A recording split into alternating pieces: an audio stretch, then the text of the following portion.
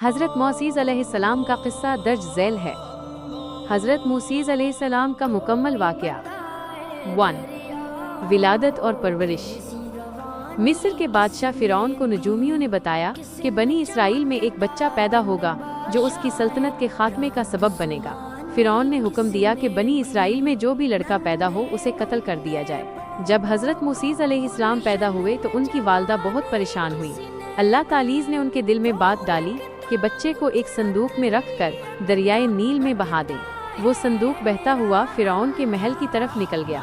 فرعون کی بیوی بی بی آسیہ نے اسے دیکھ کر نکال لیا اور اللہ نے ان کے دل میں بچے کی محبت ڈال دی۔ یوں موسیٰ علیہ السلام دشمن کے گھر میں ہی پرورش پانے لگے۔ 2. مصر سے ہجرت اور مدین کا سفر۔ ایک بار حضرت موسیٰ علیہ السلام نے ایک اسرائیلی کو بچاتے ہوئے ایک قبطی فرعونی کو مکہ مارا جس سے وہ ہلاک ہو گیا۔ فرعون نے آپ کی گرفتاری کا حکم دیا تو آپ مصر سے ہجرت کر کے مدین چلے گئے۔ وہاں آپ نے حضرت شعیب علیہ السلام کے پاس 10 سال قیام کیا اور ان کی صاحبزادی سے آپ کا نکاح ہوا۔ 3. نبوت اور کوہ طور کا واقعہ۔ جب آپ مدین سے واپسی کا سفر کر رہے تھے تو رات کے وقت آپ کو کوہ طور پر آگ دکھائی دی۔ وہاں اللہ تعالیٰ نے آپ سے کلام فرمایا اور آپ کو نبوت عطا کی۔ اللہ نے آپ کو 2 بڑے معجزات دیے۔ 1.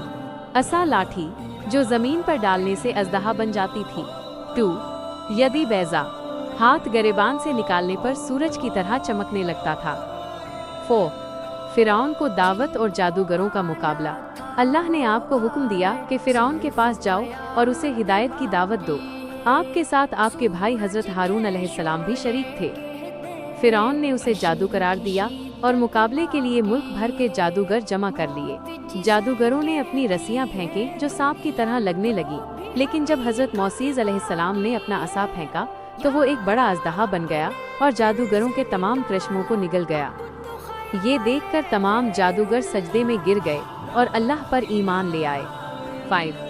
سمندر کا پھٹنا اور فرعون کی ہلاکت۔ فرعون نے جب ظلم جاری رکھا تو اللہ کے حکم سے حضرت موسیٰ علیہ السلام اپنی قوم بنی اسرائیل کو لے کر رات کے وقت نکلے۔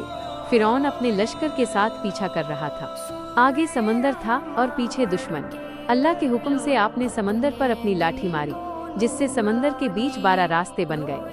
بنی اسرائیل خیریت سے پار ہو گئے، لیکن جب فرعون اور اس کا لشکر بیچ میں پہنچا تو اللہ کے حکم سے پانی دوبارہ مل گیا اور فرعون اپنے لشکر سمیت غرق ہو گیا۔ 6. صحرائے سینا اور تورات کا ملنا۔ سمندر پار کرنے کے بعد بنی اسرائیل صحرائے سینا میں پہنچی۔ وہاں اللہ نے آپ کو 40 دن کے لیے کوہ طور پر بلایا اور تورات عطا فرمائی۔ اسی دوران پیچھے سامری جادوگر نے بچڑے کا بت بنا کر لوگوں کو گمراہ کیا، جس پر واپسی پر حضرت موسیٰ علیہ السلام نے سخت ناراضگی کا اظہار کیا۔ 7. میدان تیہا اور وفات۔ بنی اسرائیل کی نافرمانیوں کی وجہ سے ان پر 40 سال تک بستیوں کے راستے بند کر دیے گئے۔ میدان تیہا۔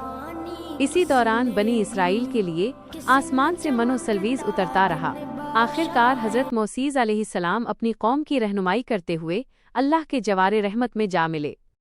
سبق: یہ واقعہ